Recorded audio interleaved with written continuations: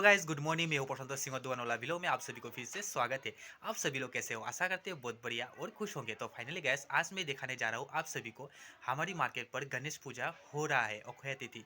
तो वीडियो पर एंड तक बने रहना। चैनल पर नया है तो लाइक सब्सक्राइब कर देना, साथ ही साथ ऑल बेल आइकन भी प्रेस कर देना, क्योंकि आने वाला वीडियो भी आप सभी को देखने को मिले। तो चलो गाइस, वीडियो शुरू करते हैं।